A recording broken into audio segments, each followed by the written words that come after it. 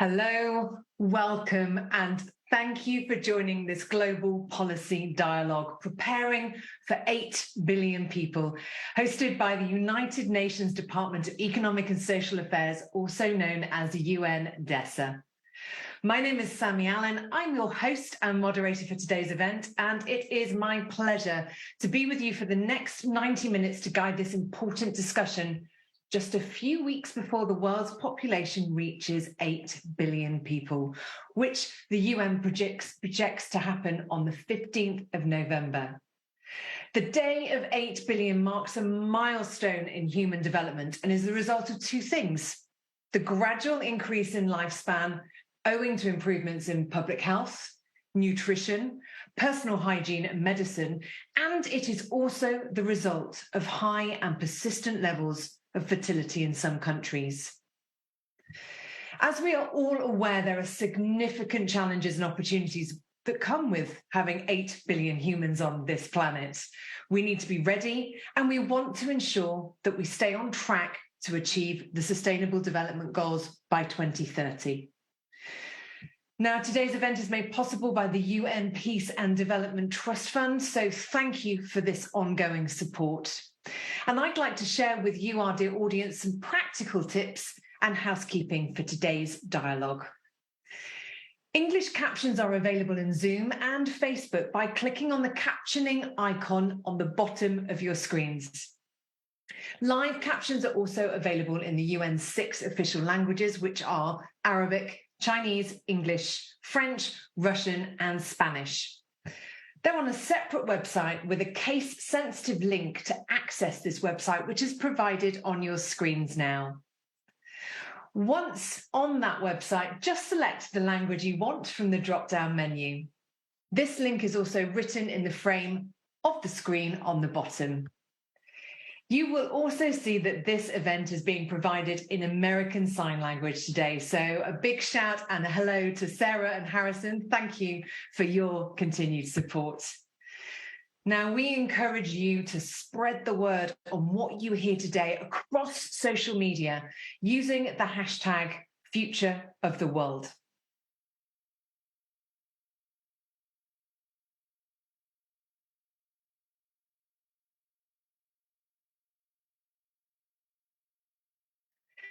And to view the polls and other previous dialogues, you'll know all about it on the screen. Or if you would prefer, you can go to slido.com and insert the event code, which is the same as the hashtag Future of the World, displayed on the bottom right of your screen. We also encourage you to join in the discussion by sending in your questions and voting up other people's questions via Slido. So when you go into the tool, you'll probably see quite a few questions in there already. If that question is important to you, click on that thumbs up button and that question will get upvoted. So that's the housekeeping done. Let's start and practice using Slido now by polling you, our audience. This question relates to our first panel discussion on fertility, reproductive health, and the SDGs. Now, the question I would like you to answer is, what do you think is the most effective way to support reproductive health and rights? Is it to expand access to women's healthcare? Is it to remove barriers to contraception? Is it to ensure quality healthcare providers and services? Or improve education about reproductive health? Or do you feel it's something else? And I can see those votes are coming in. Whilst you are voting and thinking about that question, I'd like to share with you a short video from UN DESA that will help frame our discussions today.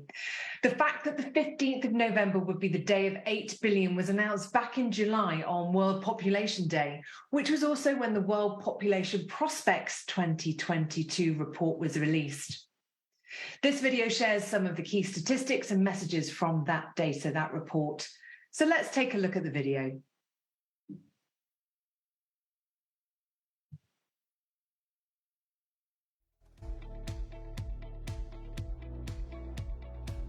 Since 1990, the United Nations has observed World Population Day on the 11th of July.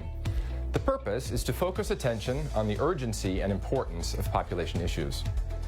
This year, we are marking the day by launching the 2022 edition of the World Population Prospects, the venerable collection of global population estimates and projections published by the United Nations. I am John Wilmeth, Director of the Population Division of the United Nations in the Department of Economic and Social Affairs. I would like to share with you 6 key messages. The world's population is still growing, but the pace is slowing down. We expect to reach 8 billion later this year, 9 billion around 2037, and 10 billion around 2058. The global population is projected to reach its peak size in the 2080s, around 10.4 billion people, and to remain at that level until the end of the century. Growth rates differ across countries. Today, China is the most populous country, but its growth has been slowing down. Sometime in 2023, we expect India to surpass China to become the world's most populous nation. The population above age 65 is growing faster than the population below that age. In 1950, there were many more children than older persons. From 1950 to 2050, however, we expect the population above age 65 to grow from 5 to 16% of the total. By 2100, it is projected that the global population above age 65 will be considerably larger than the population below age 15. Countries with aging populations should take steps to adapt public programs to the growing number of older persons. Today, 2/3 of the global population lives in a country or territory where lifetime fertility is below 2.1 births per woman, roughly the level required for zero growth over the long term. Some of these countries have experienced long periods of very low fertility, below 1.5 births per woman. As a result, the populations of 61 countries or areas are projected to decrease by 1% or more between 2022 and 2050. Population change in high-income countries is increasingly driven by international migration. Over the next few decades, migration will be the sole driver of population growth for this group of countries. For low-income and lower-middle-income countries, population increase is driven by an excess of births over deaths, which is much larger than the net outflow of migrants. Whether they are experiencing net inflows or outflows of migrants, all countries should take steps to ensure that such movements are safe, orderly, and regular. The COVID-19 pandemic has had significant demographic consequences, affecting all components of population change, including mortality, fertility, and migration. Global life expectancy fell 1.8 years between 2019 and 2021 due to excess mortality associated with the pandemic. The impact of the pandemic on fertility is less clear-cut. For some countries, there is evidence of pandemic-related fluctuations in births. Elsewhere, it appears that the pandemic did not noticeably affect the trend in births. The pandemic severely restricted all forms of human mobility, including international migration. In the World Population Prospects of 2022, the pandemic's impact is reflected in the estimates for 2020 and 2021, and in the first few years of the projections starting in 2022. A path towards a more sustainable future requires demographic foresight, which involves anticipating and analyzing major population shifts before and while they occur, and adopting forward-looking and proactive policies guided by such analysis. You can find additional information about the global population on the website of the United Nations Population Division.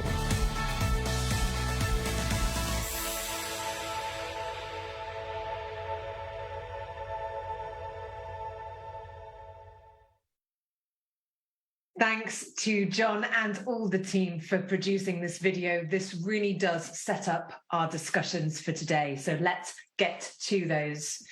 We are going to be talking in our first panel, fertility, reproductive health and the SDGs.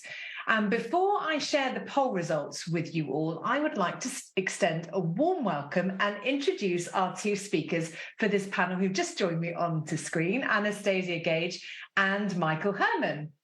Now, Anastasia is Professor for the Department of International Health and Sustainable Development, School of Public Health and Tropical Medicine at Tulane University, New Orleans, Louisiana. She is also a member of the UN High-Level Advisory Board on Economic and Social Affairs. A great big welcome to you, Anastasia. Thank you for joining us. Thank you for having me. Michael Herman is Senior Advisor, Economics and Demography at the UN Population Fund, known as UNFPA. Michael, great big welcome to you as well. Thank you for participating in today's dialogue. We are going to share the poll now and see the answers that you shared with so that we can discuss this as part of this dialogue. I asked you at the beginning, before the video, what do you think is the most effective way to support reproductive health and rights? And coming in at 35% at the top is expanding access to women's healthcare. 23% of our participants believe removing barriers to contraception. 23 again, so very, very close, is improving education about reproductive health. And then ensuring quality healthcare providers and services. Something else of which it's always good to talk about after is at 5%. Now, Anastasia, that was the results from our audience, but let's start with you.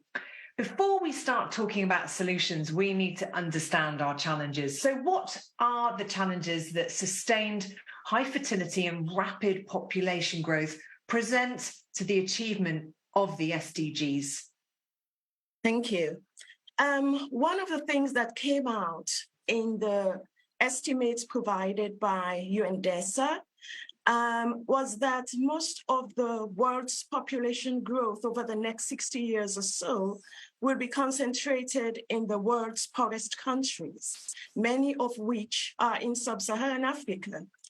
And how high fertility rate are we talking about? On average, the average woman in the world has 2.1 births. In sub-Saharan Africa, it's 4.6. And the highest fertility countries in the world, the top 10, are in sub-Saharan Africa. So when you look at families, at countries, you find a very close connection between sustained high fertility and rapid population growth and poverty. So when families have too many children, they do not have sufficient resources to invest sufficiently in each child so that that child can achieve his or her full potential. And because of that, you could find that when under desperate conditions, children may not go to school, they may not complete secondary school, or they can even be married off as children. So in low-income areas, large family size and rapidly growing populations can trap families and countries in poverty. When we look at hunger, feeding people is already a problem in most of the world's poorest countries. And when you have sustained high fertility, you have climate change. You have man-made and natural disasters as well. It's difficult for countries to end hunger. It's difficult for countries to ensure that everybody has access to safe, nutritious foods. And it's difficult for them to end malnutrition. In some parts of sub-Saharan Africa, we find that 40% of the population is already malnourished. And if you look at good health and well-being, if a country's fertility rate is too high and the population is doubling every 25 years, the countries cannot keep up, governments cannot keep up. The healthcare system will be overburdened. And population growth will outstrip economic growth. Quality education would be difficult to provide. And without investing in good quality education, it will be difficult for people to escape extreme poverty. So there are many areas one can talk about. We can also talk about funding shortages because resources are spread too thin. So funding shortages could occur for programs that want to promote gender equality by ending child marriage, by ending gender-based violence, and addressing unmet need for family planning. Clean water and sanitation, also a problem. And right now, we could find that the global population growth, rapid population growth, is going to contribute to a global water crisis in some of the most deprived countries. And already we have a lot of billions, I think it's about 2 billion people that do not have access to safe drinking water. And that we know the population is going to continue to grow with time because we have a lot of young people under the age of 15 in the world, and many of them will want to have children.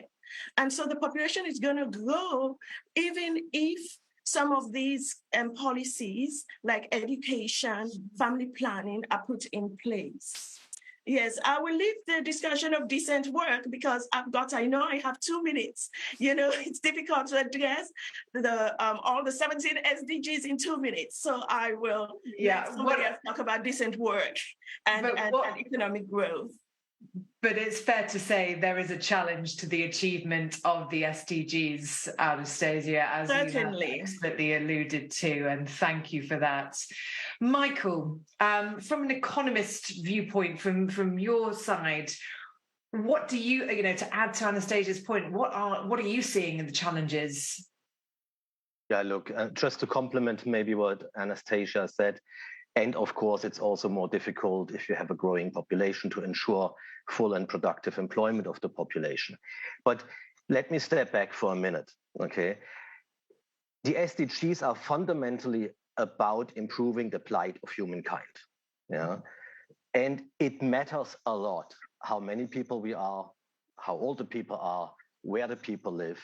It matters how population numbers change, age structures change, and the spatial distribution of the population changes.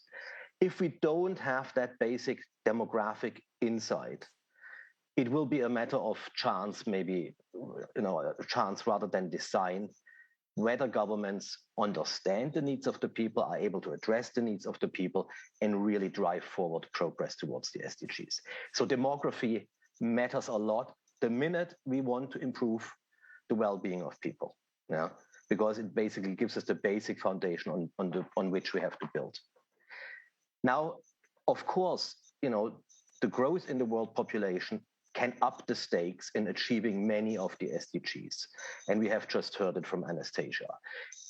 Food, water, energy security, the efforts to reduce poverty, to create full and productive employment for the people. Yeah. It also affects our ambition to ensure universal primary or secondary education for kids in primary or secondary school age. It affects our efforts to ensure universal healthcare coverage as we're having more and more older people as well. Yeah. So I think a point here to make is demography matters, population growth matters, but age structure also matters. Okay. We have to be aware that about 2/3 of all the SDG indicators have population in the denominator. Okay, so they're directly shaped by whether we, what kind of population structure we have, whether the population numbers are growing or shrinking. And I think we have to keep that in mind. It is these denominator effects that matter a lot for the achievement of the SDGs, but it's also demographic dividend effects, which we're going to discuss in a different session later on today. Yeah. So just to sum it up, yes, demography matters, population numbers matter, but not only in one direction. It matters in many different ways. Growth matters, the age structure of the population matters, and of course it matters where people live if we want to achieve the SDGs. Thank you. And that, as you said, that does lead into part 2 of our discussions around the dividends. So thank you for that, both. I'll just remind people that there are some really great questions coming in on Slido, and if you want to join that conversation and upvote any of those questions, please do on slido.com. The event code is Future of the World. We've talked about the challenges and not in huge detail, as you said, Anastasia. We haven't got, a 4-hour discussion today, sadly, but let's talk about some of the solutions. What policies, strategies and interventions do you believe countries can or should employ to reduce high population growth? From the poll, I can see that even the audience is telling us that it's difficult to identify just one policy or strategy or intervention that can be employed, and you need multiple strategies.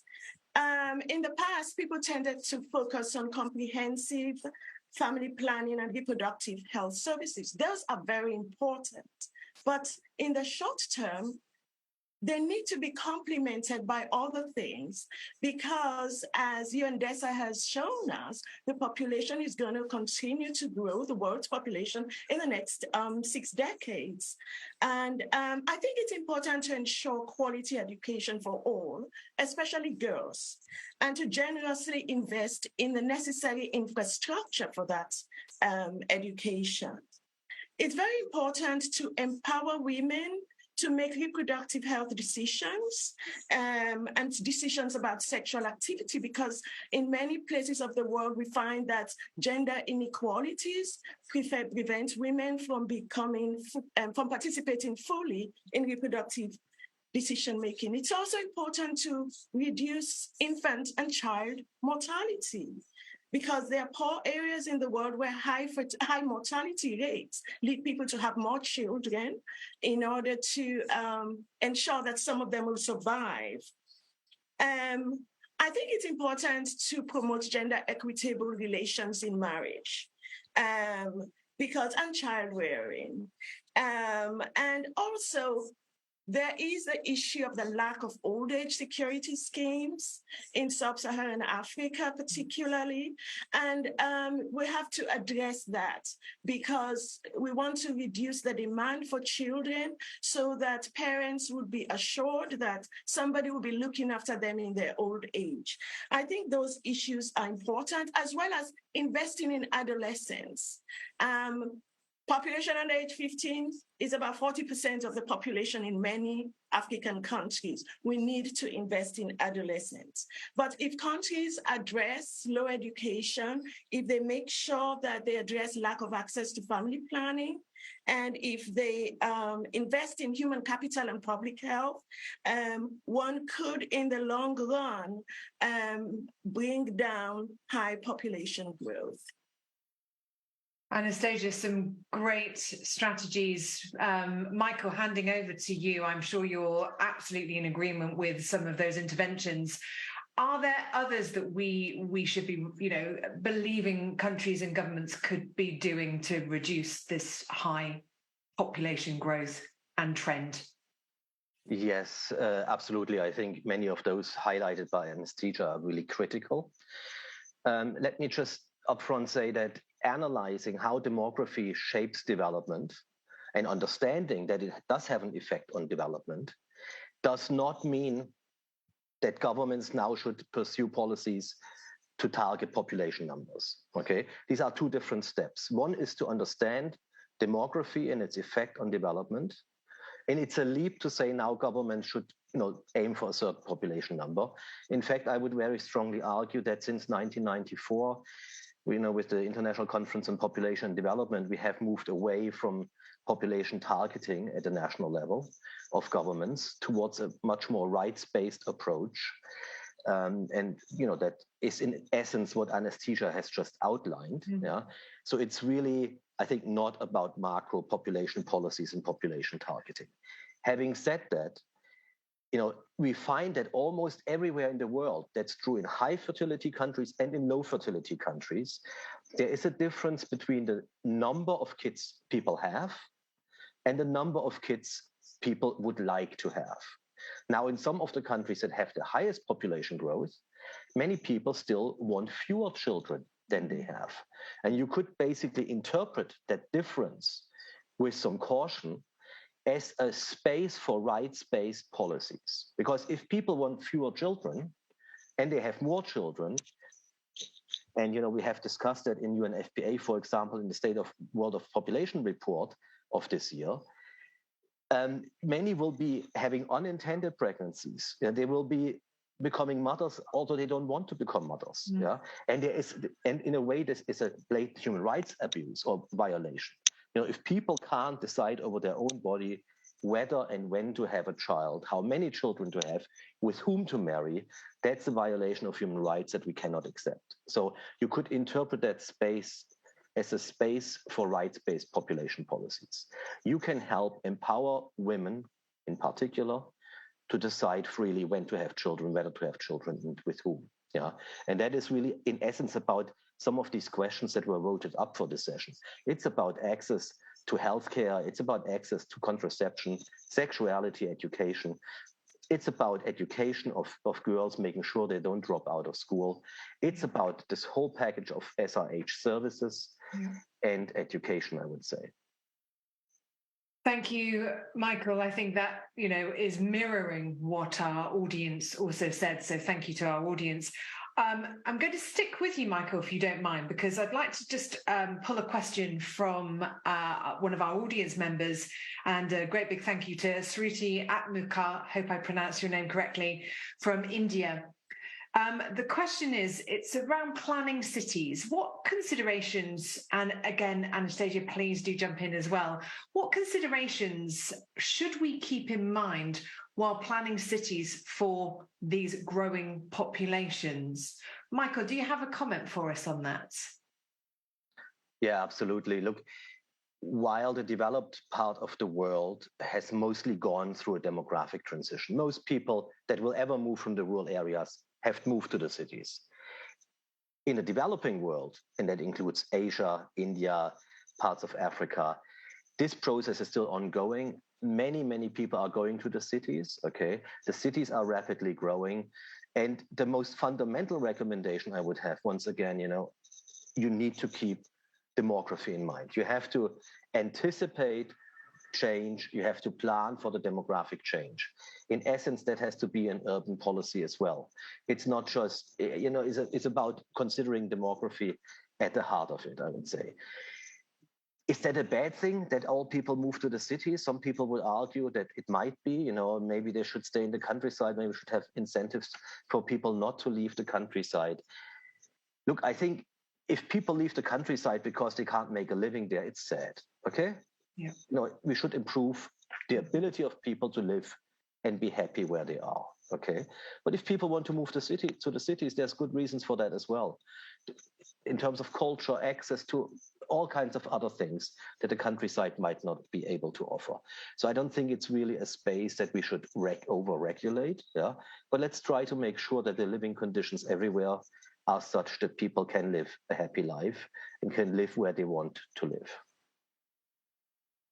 Thank you, Michael. Anastasia, would you like to add or comment there? I support Michael's arguments. It's very difficult, because you find, especially rapidly growing cities, there are a number of them in sub-Saharan Africa. And I keep on going back to sub-Saharan Africa because I think there are potential opportunities for growth and development that are yet to be exploited. And I think that city planning is very difficult without taking into account population movements, like Michael has just said. And I think it's also important to develop rural areas. Sometimes you find that the development is concentrated in urban areas. Healthcare is better off in urban areas. So these inequalities within countries also tend to drive population movements. Education tends to be poorer quality in rural areas. And so coming back to the growth of cities, I think we have to have a more equal form of development that's not just focused in urban areas, but can also make sure that people everywhere, regardless of where they live, have access to basic infrastructure. The basic infrastructure is critical. Thank you for linking that from city planning quite conscious of time, through to sort of family planning. We've had a question in. Thank you, Florence, for this question. It ties in with, or possibly might be sort of our sort of closing words, possibly not, depending on how long we've got. Anastasia, at Tulane University, you work with many young people. In your view, what do young people need to be supported in their reproductive health and rights?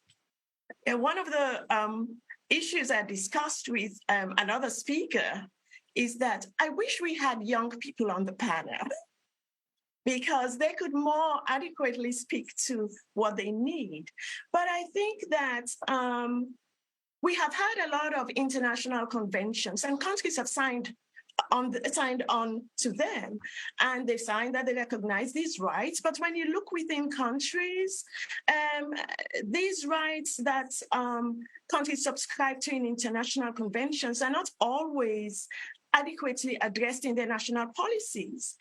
I think that it was the World Health Organization several years back that kind of put together these policies.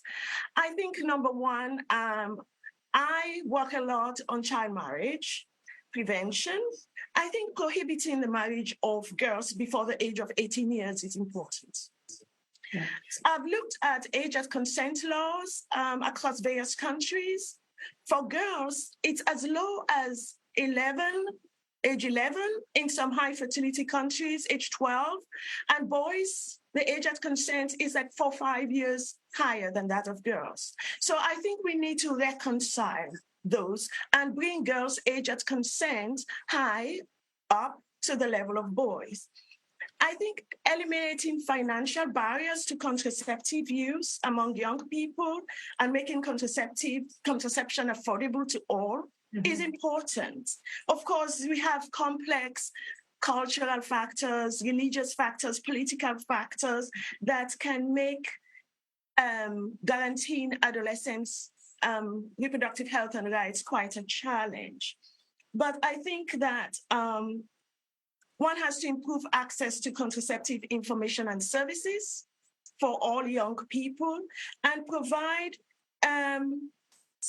services to adolescents without mandatory parental approval. I'm sure a lot of parents are not going to agree with that, but without parental approval, so that in their own right, they can begin to make decisions about their reproductive health. And I think laws and policies that are supposed to guarantee adolescents' reproductive health and rights need to be enforced, and they need to be monitored. I don't think we have adequate monitoring of those laws to hold regions and countries accountable for some of the things they've signed up for or endorsed, what they've endorsed. Thank you, Anastasia. And we did have a young person joining our panel, but sadly they couldn't be with us due to other circumstances. So we are sorry that they weren't joining. But we do have some young people joining us in subsequent panels, so we can make sure that we get, the voice of the young people across in today's dialogue. We've got a very final question. I'm conscious of time, but I'd really like to get this one answered if we can, as best we can. It's from Mohammed Yassini Du in Mauritius. Thank you for this. Michael, if you feel comfortable, we'll start with you. As the world prepares for 8 billion, how will world leaders ensure protection and rights of persons with disabilities? A good question from Mohammed Yassini Du. Thank you. Indeed, thank you very much. Look, let me say two things. One, firstly, very briefly, what do young people need? We still have teenage pregnancies. We still have child marriage. We still have girls that drop out of school because of it. They live a life of diminished expectations. They're dependent on others. They're susceptible to violence and abuse. This is not acceptable. They need access to sexual and reproductive health care, sex education, and they need to be understood as full human beings. Yeah, and as a father, I must say, I bet many people here online think the same way. So this is not acceptable. We really have to drive to stop that. Now, this question on disability, I think, is really important. As we're thinking about 8 billion people, often as we think in the abstract, 8 billion people is a terrible thing, maybe too many of us, I don't know what, yeah? But I tell you, if I want to be scared of anything, I wouldn't be scared of 8 billion. I would be scared of the fact that a lot of these 8 billion people live in very unequal circumstances. Yeah. Some people of these 8 billion are excluded. Some people don't finish education. Some people are poor, and a lot of them also, of course, people with disabilities, not only ethnic minorities, many others. That's what I would be scared about. I think, and that's what we really have to stop. As we reflect on 8 billion, I think we should reflect a little bit about the extremely unequal living situations of 8 billion people. And if we were to end this inequality, this blatant inequality, what a great force 8 billion people could be for development. Yeah. I think you have wonderfully closed out part one of our discussions with that, Michael. Thank you very much. What an opportunity we have with these 8 billion to change that inequality. Anastasia and Michael, I thank you so much for your expert comments and a great discussion, which leads us very nicely into our second discussion. So thank you so much for joining us this afternoon. Thank you for having us. Thank you.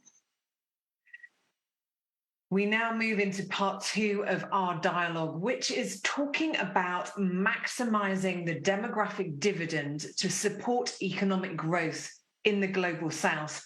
Lots of the conversation was steered on that in our first panel.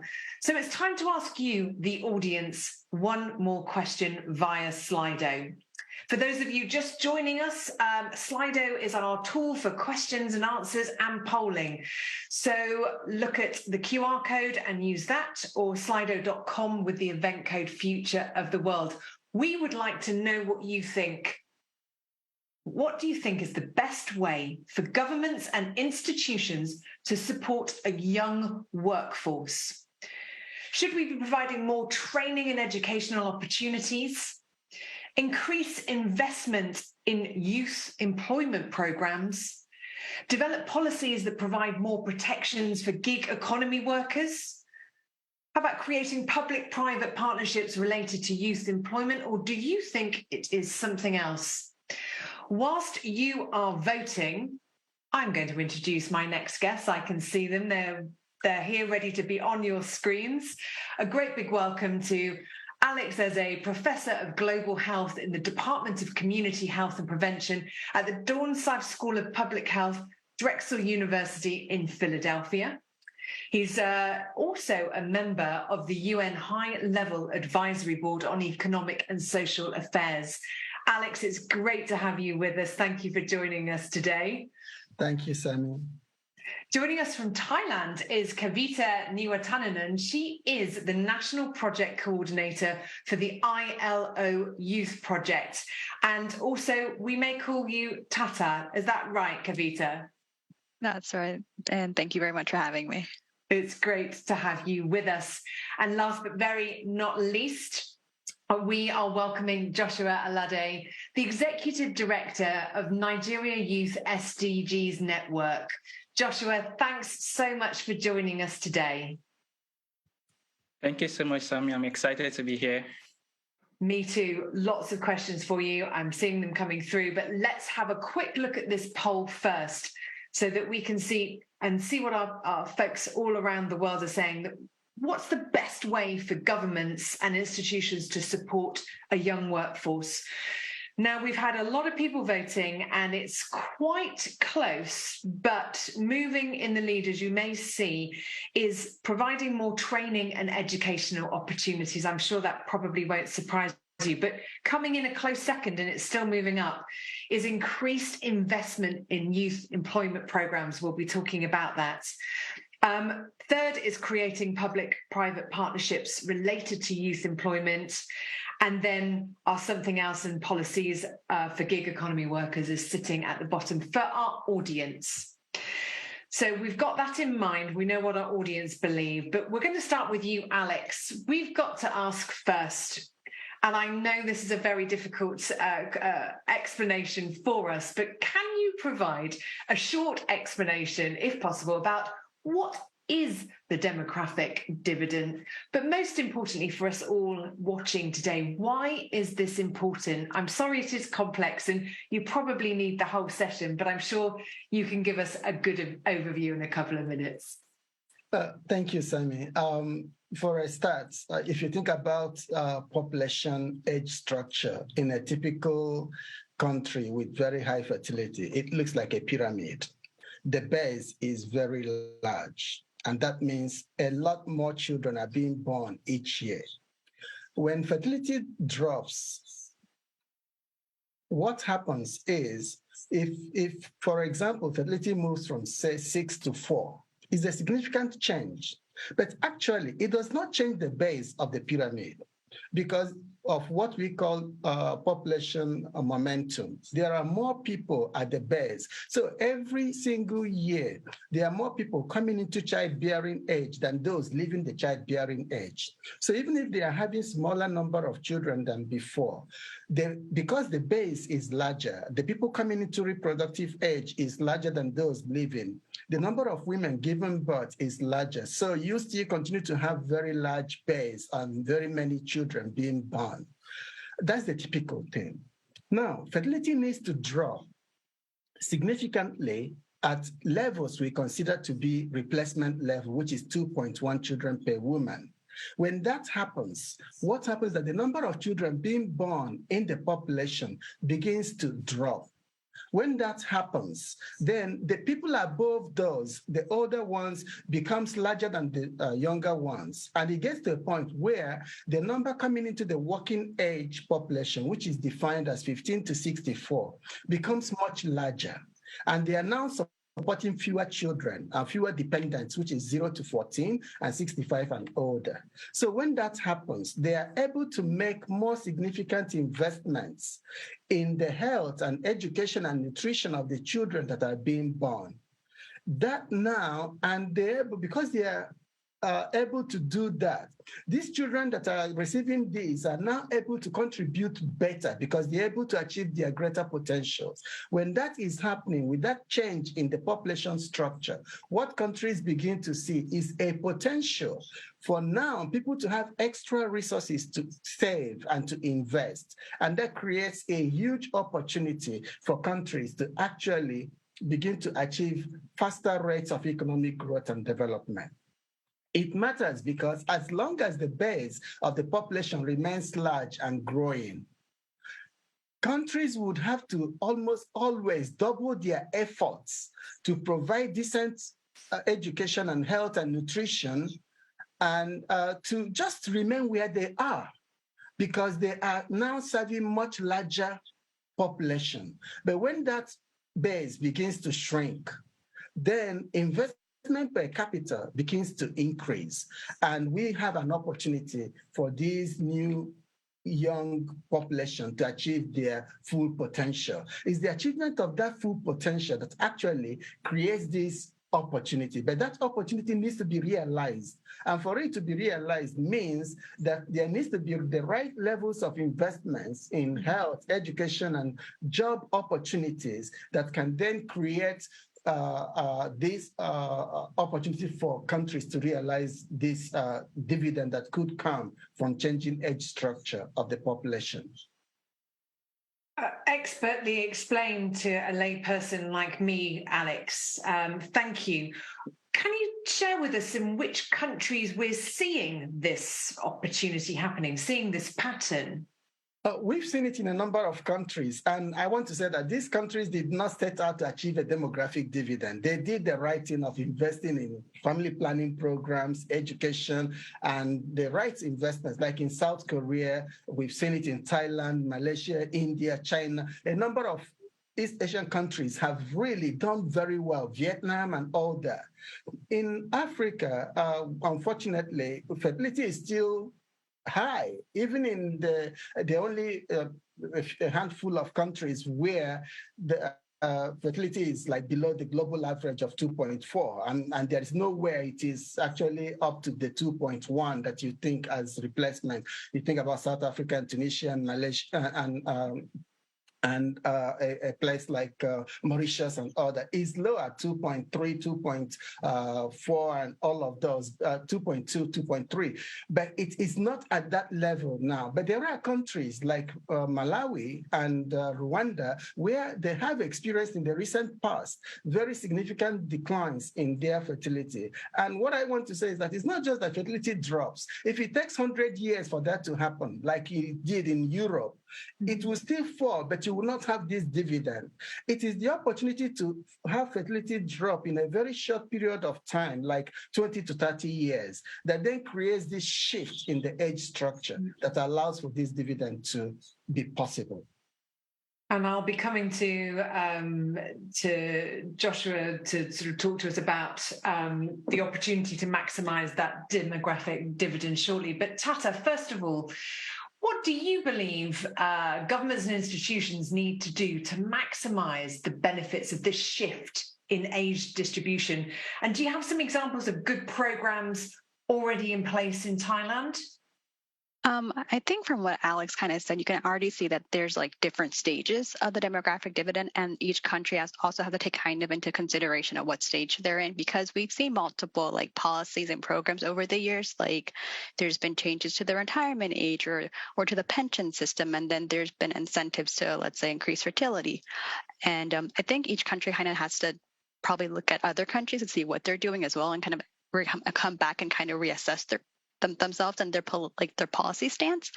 In Thailand specifically, I think we have a lot of programs that kind of we're probably one of the fewer countries that are already kind of entered into the aging society, even though the country is still kind of developing. So we've seen kind of more programs that kind of help increase youth employment, kind of encourage youth to kind of find an easier transition into employment. So we were impacted as everyone by COVID, and the government kind of created youth targeted programs to help them get into employment. I think another interesting find that I found from the ILO's global employment trend was that we should kind of further invest into upcoming economies, such as the care economy or like the greening or kind of digitalization, because if we kind of heavily invest in these economies, because they're also up and coming, they have a really high potential in creating jobs. And I think kind of also bringing up employment, which would also in a sense sustain the different kind of aging populations. What a great idea. What a great input. Thank you very much for that. Joshua, I want to ask the same thing, from Thailand, we'll cross over to Africa. What do you believe governments and institutions need to do to maximize the demographic dividend, with your focus in Nigeria, but also beyond? Thank you so much, Sami. And I'm going to list 3-4 things that government needs to do, basically, because this is something I have been campaigning for in Nigeria. It's the sum total of my work so far. One of the first things is that there need to be adequate investments in education. Like with education, people are able to make the right informed decision about their career. So for every young person, once you are between the ages of 15 and 30, you know what you want to do with your life. You know the kind of skills that you require. You know how to build yourself to become a budding leader. And then you would also bear with me that with investments in education, it would lead to growth for you, especially with respect to wages and salaries. I think according to a World Bank report, like with every investment in education, it leads to 10% growth increase in salary. So if government needs to do that. And when we also invest in education, it also makes it possible for us to have innovations by young people. It also makes it possible for our economy to grow. It also makes it possible for us to be able to create jobs. And the next thing I'm also going to say is going to be around ensuring that we improve investment in decent work opportunities. And I'm going to take us back, like when COVID happened in 2020, one of the things that I did alongside champions of the young people I work with in Nigeria Youth SDGs is to raise a campaign asking policymakers in Nigeria to invest in the decent work opportunities for young people. And our campaign was able to move the needle because it prompted the government to create a policy that would be able to create 3.7 million jobs for young people that have been affected by COVID-19 itself. So if governments place a lot of emphasis on jobs creation, if private sector supporting government work around creating jobs for youth is very important. And one of the things we have to look at is the gig economy. Entrepreneurship is really very important for us to be able to maximize the demographic dividend. Another thing I'm going to talk about is actually good governance. Really, we can't talk about the demographic dividends without good governance. We can't talk about every one of these things without ensuring policy coherence in every of the things that our government does, especially with regards to education, with regards to employment, decent work opportunities for young people. So this is really, really very vital. And then the last thing I'm going to actually talk about, which Izzy as actually alluded to, is the fact that we need to speed up investments in healthcare services, especially with access to contraceptives. Like I'm from Nigeria, and one of the things that is being shown on is when people talk about sexual and reproductive health, when people talk about contraceptives, it's not something people see it as a taboo, but it's what we need to do if we are going to ensure that we are able to harness the demographic dividend. Thank you. Joshua, thank you. And you covered off so many opportunities there. I'm interested, Joshua, in when you were saying that you were lobbying and working with the government and private sectors. Were there specific industries in Nigeria that were really encouraged by working with the young generation? Was there any, or is it a cross-section of industries? All right, great. Thank you so much for that question, Sammy. So one of the first things we had to do was we asked young people in Nigeria. We did a survey and we had about 200,000 people respond to this survey. And these are young people between the ages of 15 and 29. And one of the first things they talked about was actually looking at the manufacturing sector. And with industries, we are able to employ a lot of young people. And this is one sector that is struggling in Nigeria. Another thing that was talked about was actually agriculture, farming. We have large arable lands in Nigeria, young people who want to work, but then they cannot even take advantage of agriculture. The agricultural value chain alone would employ millions of young people, but a lot of strategic thinking, a lot of policy has to go into all of these things to be able to maximize that. And then there's a growing field of digital technology in Nigeria. Nigeria is taking on technology in a new way. We have young people who are creating innovations to tackle unemployment, to reach out to unbanked women. So these are critical issues that young people are looking at and are asking the government, create this enabling environment. We have the ideas, we have the energy, just make it possible for us to be able to thrive.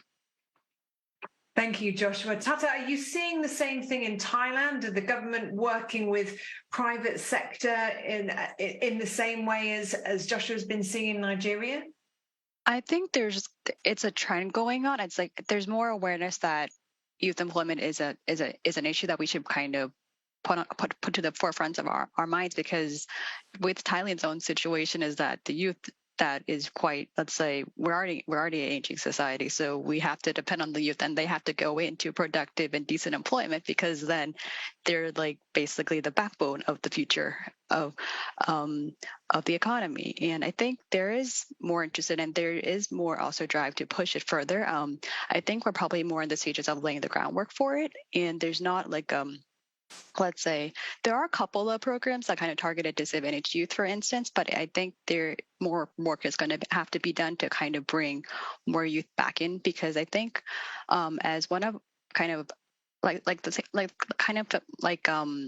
same as other countries, that a lot of our youth are in the informal economy as well. So bringing them into the formal economy to also have them kind of for them to also be provided social protection and also rights to work as well. I think that's also an important part that we have to take into consideration.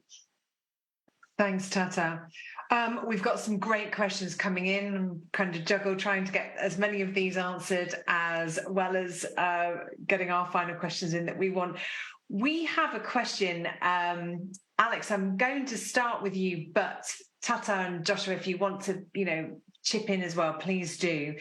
Thank you, Frederick, from Geneva for this question. Some leaders say demographic dividend is the silver bullet of debt. There's a big smile on your face there, Alex. This is going to be a big answer. Thanks, Sammy. I guess for me, I would say there is nothing like a silver bullet if it does exist, particularly when you think about managing debts at national level and all that.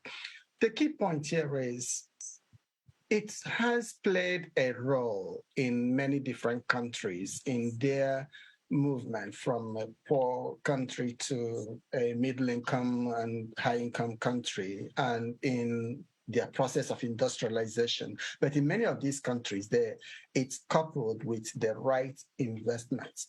I listened to a number of the conversations coming in here, and they are great. The government needs to invest in education. They need to create decent jobs. But if the number of people that need this education is doubling every 24, 25 years, it means you actually have to double the number of schools and teachers and classrooms and all of those in order to maintain the same low quality of coverage of education today in a country like Nigeria. And that's a very tall order to do. So if any country is thinking about achieving and reaping the benefits of the demographic dividend, the first thing to do is to bring fertility down. And you can do that by two simple things. One is increasing age at birth, and which means banning child marriage and making sure that childbearing doesn't start. Young people have access to sexual and reproductive health, education and services and programs and all of those. So they are not getting pregnant at 14, 15 or marrying off at 15, 16. That if you can do that, you can actually reduce the rate of growth of the population. And the other is to eliminate the unplanned pregnancy and unwanted childbearing. If women, there is no reason for a woman to have unplanned pregnancy, and then you have to carry it through, and all of those questions and things like that. So in this instance, in many countries, 40% of recent births are defined or classified as unwanted. And if you can eliminate that, that can have a huge impact. So there's quite a lot of low-hanging fruits and policy tools that countries can use where fertility is very high to bring it down and to bring it low. And if we did that, then we have a chance and a shot at achieving this change in the age structure that then can create this magic silver bullet if it does exist. But I think the core thing there is that if we are still having total fertility rates of 4 and 5 and 6, and the population is still growing at 2.53% and doubling every 23 to 24 years, it's going to be very difficult to achieve this because you're always having to cater for a larger number of people having need for these services. Thanks, Alex. I saw that Joshua and Tata were both nodding in agreement with you. I'm super conscious of time. It goes so quickly during these conversations. I have a final question I'd like to ask you all. So perhaps Joshua, then Alex, and then we can close out with you, Tata. Broadening this out, we've talked about governments and what people are doing in various institutions, but how can all parts of society better support young people in developing countries as they navigate the job market? We'd love to hear your thoughts. Start with you, Joshua. Thank you so much, Sammy. And it just reminds me of my my dissertation, which I submitted in September. And I worked on how governments can work with young people to achieve the SDGs, and I looked at Nigeria and India. And one of the first things we need to understand is that we need to see young people first as leaders. leaders of sustainable development, as leaders in ensuring that we harness this demographic dividend. So if you see young people as leaders, it also means that you see them as partners and you see them as people that are supporters in ensuring that our countries and the world thrives. So that's the first thing. Partnership is really very important. Young people are critical stakeholders, and government, people in private sectors, young people must not be seen as an afterthought. You need to bring them to the decision-making table, create a way to engage them because of the ideas that they have. And then the other thing I'm going to also talk about is that whenever policies are being designed for whether it has to do with youth or it has to do with the nation, bring young people on board. That's the first stage. Once you see young people as partners, once you see young people as leaders, it's easier for us to be able to harness the demographic dividend because they are involved from the beginning of every implementation or any policy program. Thank you. Make our young people leaders, as they will be the leaders of the future. Alex. Thank you, Sammy. I think there was a point that was made in the first session, really around understanding these demographic shifts, and it is very important. Today, 1 in 4, maybe about 24% of all young people, 10 to 24, are in Africa. By the end of the century, that would be about 44%, 45%. So if you're looking at almost 1 in 2 young people in 2100 being in Africa, if that shift in geography does matter, where do you need to make that investment in order to sustain continued improvement in the well-being? So we have a situation now where increasing large number of young people are growing up in constrained environments and in poorer countries, and where the investments in their future is not optimal. And we need to recognize that and change that. And the second thing I believe is that we need to not plan for them, but work with them. I think I like this slogan, not for us without us. There's no reason for us to I think what we are doing now is having youth advisory panels and councils. That's great, but this should not be parallel systems. They should be integrated into the real governing instruments of national and global institutions so that their voices are heard. It's not just that they are present there, but they are heard and listened to because they have great ideas, innovative ideas that could move societies forward. But if they are shut out due to many different policies we have and systems that are exclusionary in many ways, then it becomes very difficult for them to make that contribution that is needed. So I would say we have to work with them. It's not an option. We have to, and we need to do it not as a parallel approach, but as an integrated process of engagement. Thank you, Alex. Last words to you, Tata. I agree with what both Joshua and Alex said of bringing youth into the conversation, basically. But I think apart from bringing youth into the conversation, key stakeholders also have to work together, because you can see by the poll that was released early on in the session, everybody's linked. So education is linked with the further investments in employment, which is also linked to the private sector and also linked to the gig economy in a sense as well. So apart from bringing youth into the conversation, because it is their future, they're the leaders of the future, they have to have a say basically in what they want to do, how it should be doing, because they're going to have to do it. It's also important to bring everybody else involved, because it has to be created into like a whole inclusive approach, because then if it's just the youth and the government and everybody else isn't really into the conversation, it wouldn't create the biggest impact it could actually. That's so just creating creating a diverse conversation and collaboration. I think, again, you'd think we rehearsed this. That was a perfect closeout of our session. I could keep talking to you all day. It's refreshing to hear all of these statistics, all of these initiatives and these ideas, and long may they grow and develop. Thank you all. Thank you, Tata, Joshua and Alex, for joining us this afternoon. Thank you, Sammy. Thank you, Sammy. Thank you, Sammy. We are now on to our final part of today's dialogue, where we are going to be discussing increased life expectancy and preparing to support an older population. I've got a lot of questions on Slido already from you, so thank you so much. Please do click the thumbs up button if there's a question you'd like me to answer our panelists. But first of all, I've got another poll for you. We want to hear from you.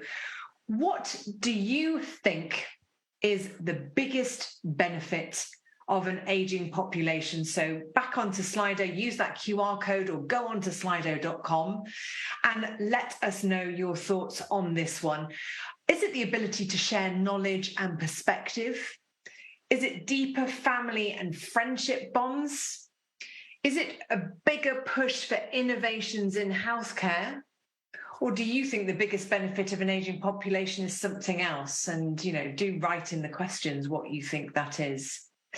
As we are hearing from you, I am delighted to welcome our final guests onto your screens today. Professor of Economics at London Business School and co-founder of the Longevity Forum, Andrew Scott, and Chief Fertility and Population Aging Section, Population Division of UN DESA, Carolina Schmidt. Welcome to our screens. Thank you for joining me today. Thank you for having me.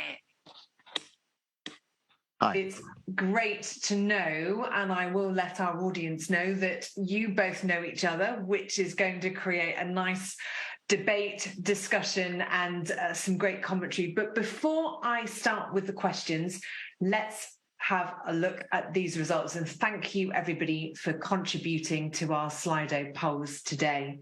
So we asked that biggest benefit coming in, and you can let us know in the conversation, dear panelists. Straight ahead of everything else is the biggest benefit our audience believe is the ability to share knowledge and perspective. Straight away out over, over half, well over half our audience believe that.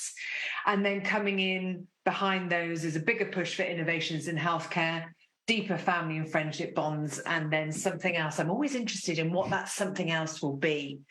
So yes, 60%, it's growing, that ability to share knowledge and perspective.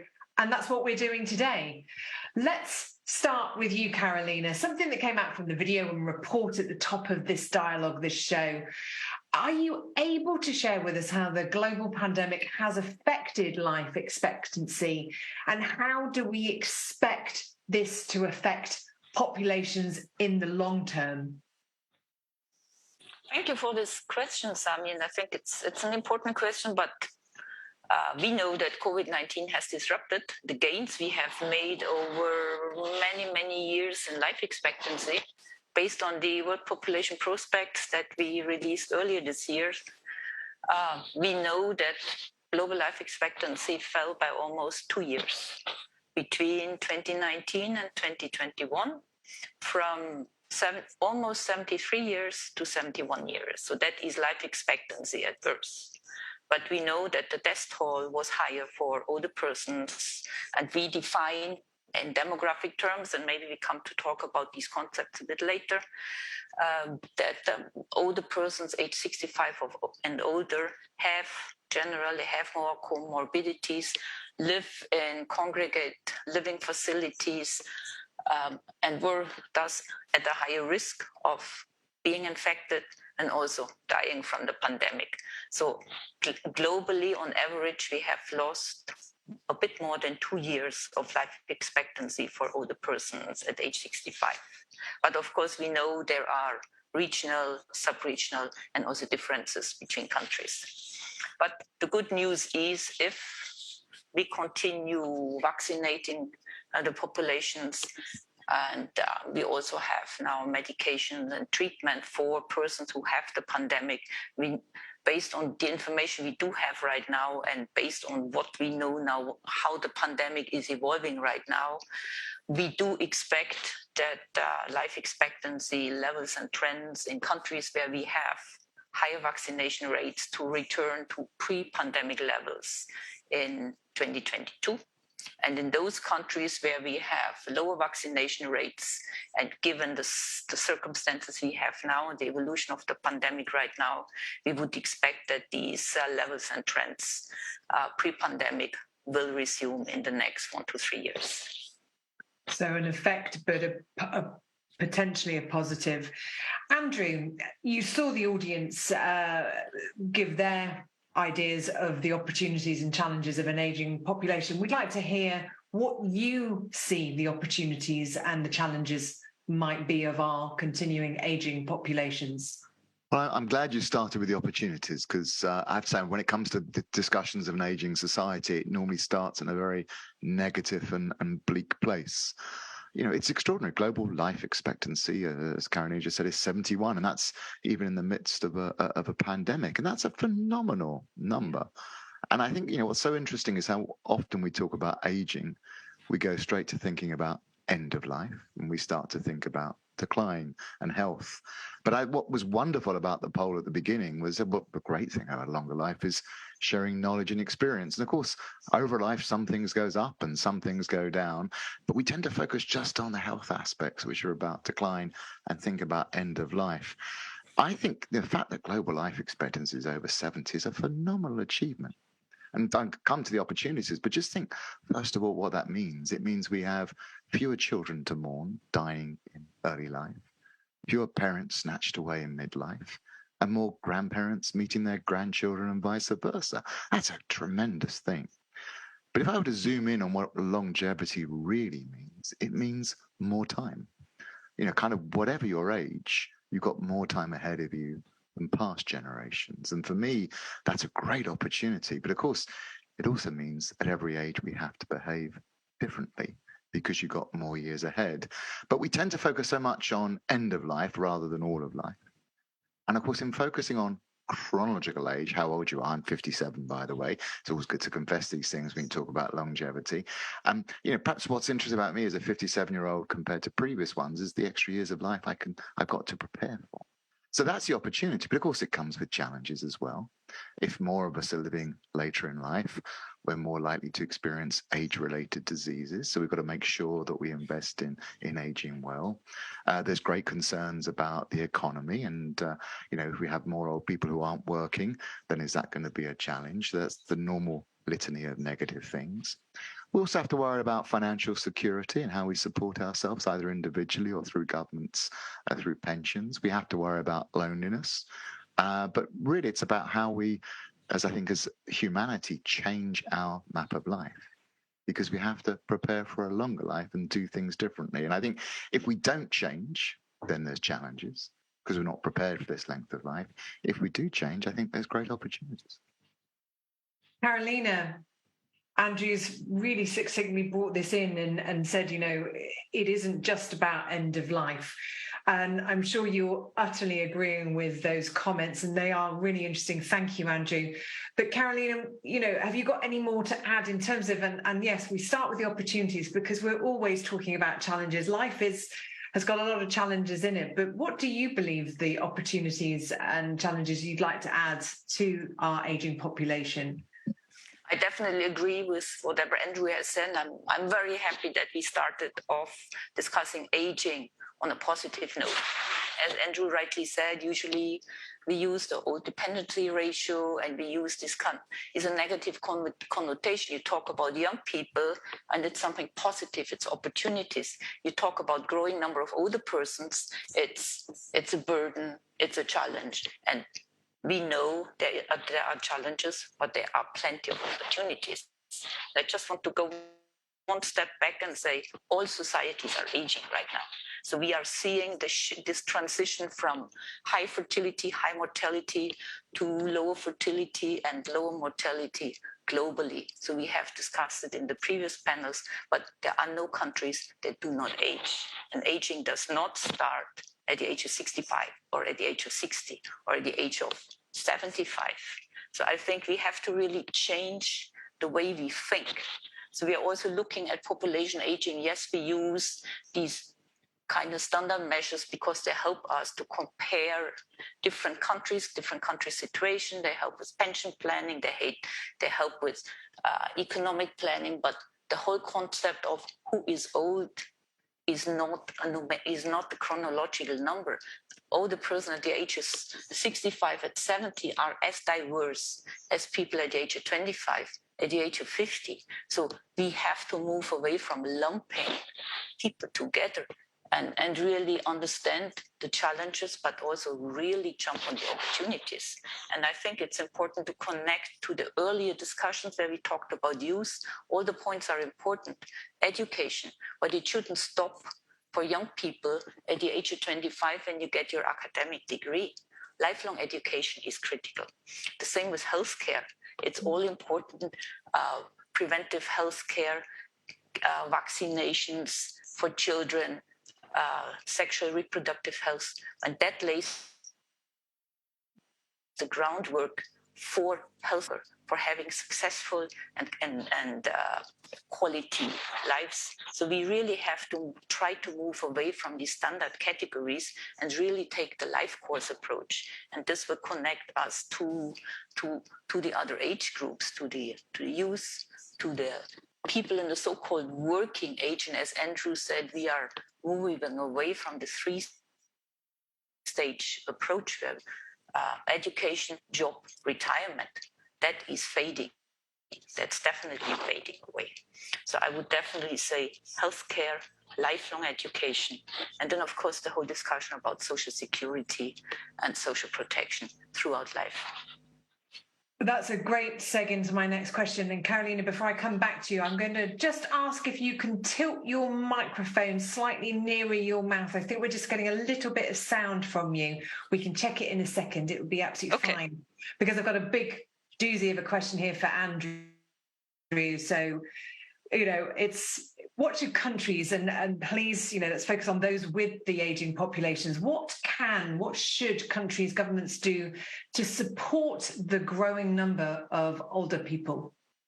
So I will answer that question, but I'm going to do that trick of just answering a different one to begin with, because I like that. I think, I'm going to totally agree with what Carolina said. I don't know it makes for a dull panel, but I think, one of the challenges in talking about an aging society, we focus on a demographic transition.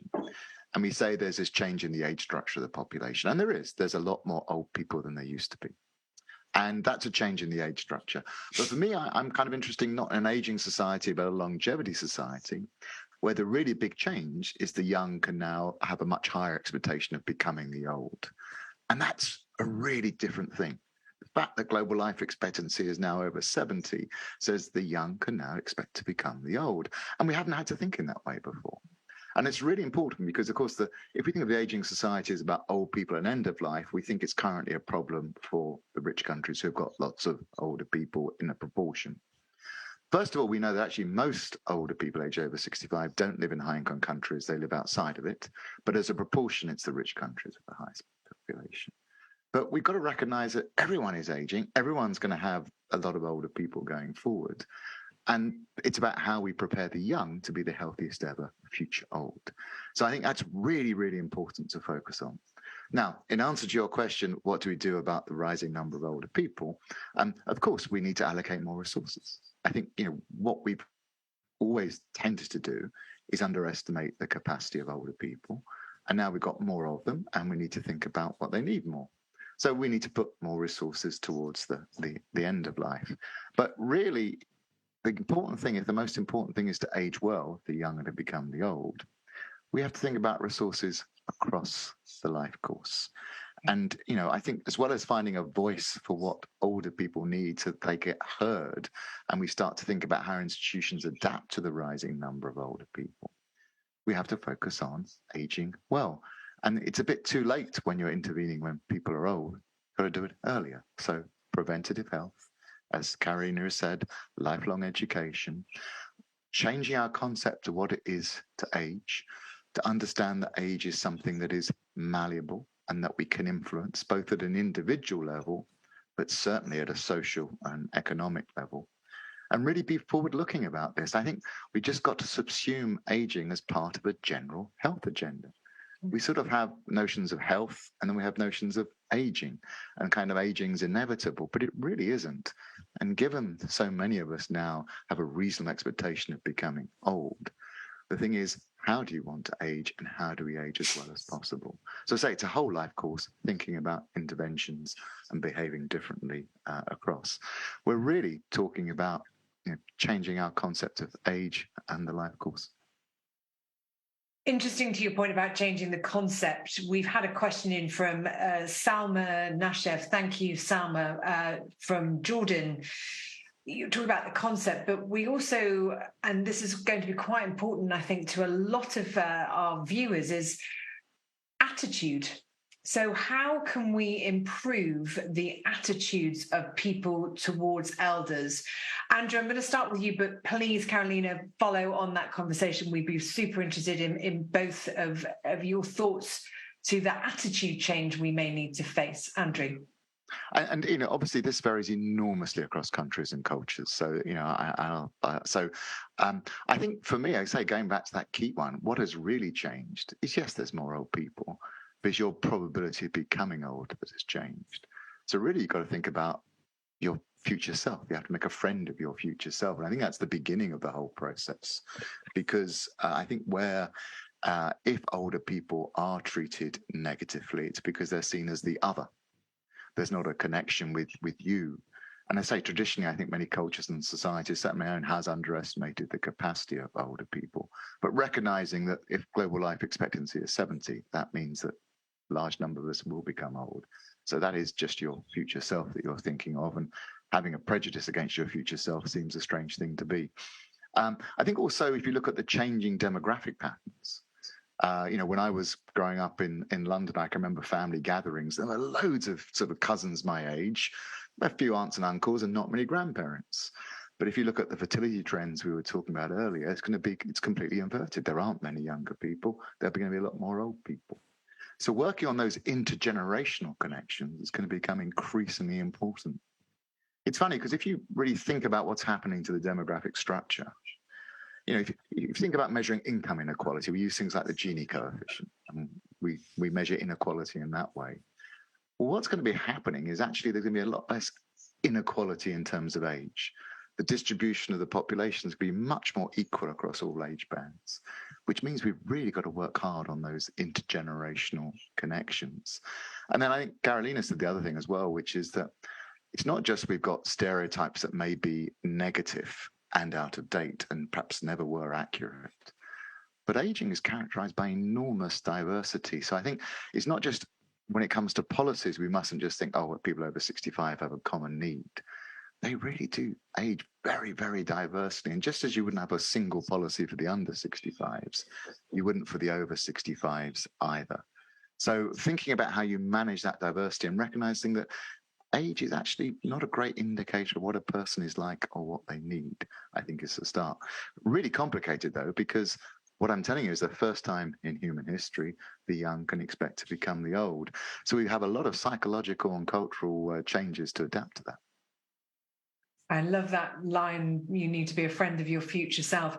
Carolina, with that question in mind, there's that attitude, but what is or what can be done to make use of the skills of elders? This is a question from Clarice in Concord in the US, because we've got a huge amount, huge opportunity, skill set here as well.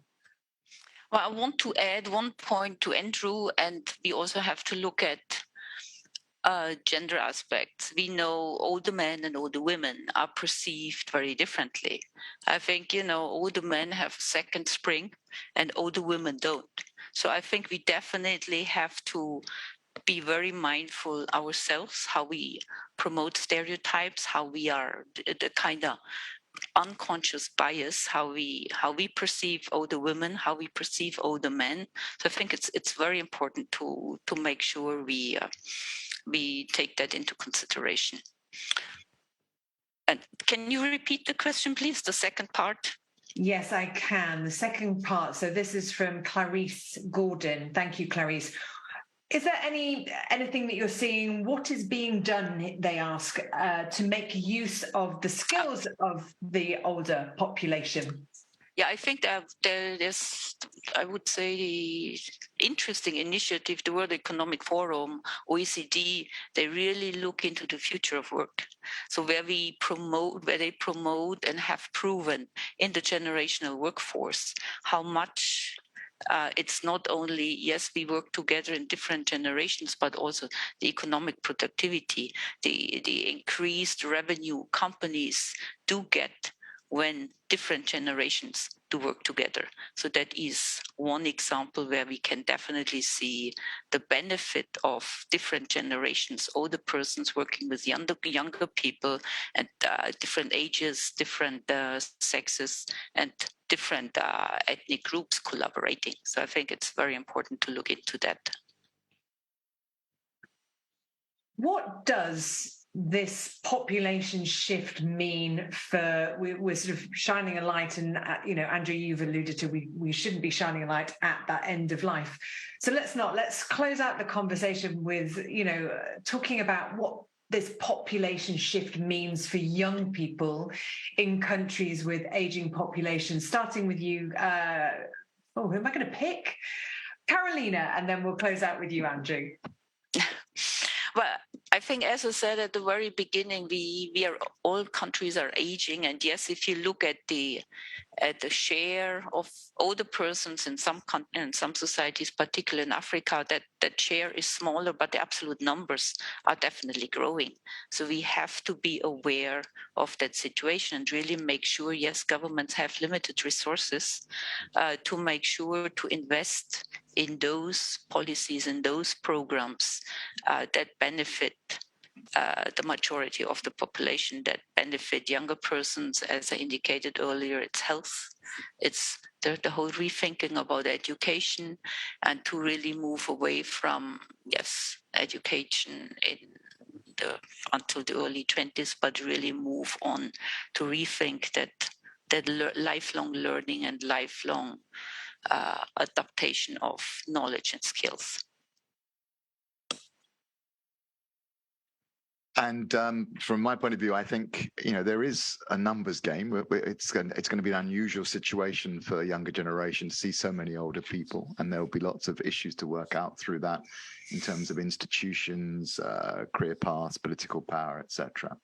But I think what I would like to sort of just come back and stress is that, given the trends in life expectancy and the fact life expectancy tends to rise, it's the young who are most affected, because they're going to probably live even longer than my generation. So actually recognizing that an aging society is a really bad label for what is, the most affecting the young.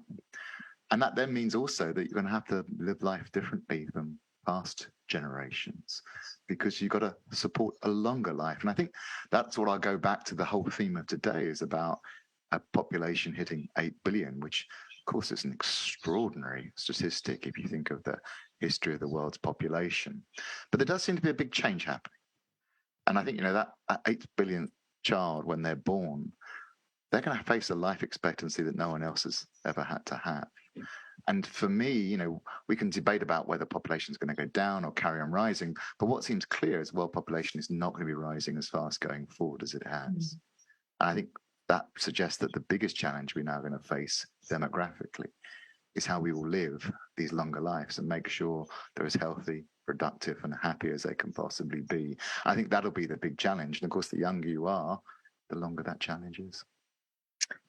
That's great to close out today's session. We need to live well. We can, as a planet, live with 8 billion and more if we live well and sustainably. So thank you for those closing words, Andrew. A great big thank you to you both. I'm sorry that we've ran out of time, but thank you so much for joining us today. Thank you. Thank you. We are coming to the end of today's event, sadly. Many thanks to all our panelists for a great discussion, and to you for sharing your insights through our questions and answers. Very challenging questions today. Now, for those of you watching on Zoom, you will see an exit survey pop up when you leave the meeting. So please do spare just a minute to fill that in, as we would really appreciate your feedback. Now, DESA will continue the conversation about the day of 8 billion people in the lead up to November 15th. A new video is going to be released on the 1st of November to mark the milestone, and a special hybrid policy dialogue like this, but a hybrid one, will take place at COP27 in Egypt on the 15th, on the actual day, related to population and its climate impacts. You can bookmark this, un.org/DESA, for details of that event. There's also a new website for the Day of 8 Billion, so check that out, un.org/Day of 8. That's the number 8, Day of 8 Billion. You can learn more about the milestone and find links to the UN's population reports and other resources for you. That leaves me to finally thank the panelists one more time for their expertise and great discussions with us. Thank you to our organisers, UN DESA, and to wish you all a great rest of your day. Thank you.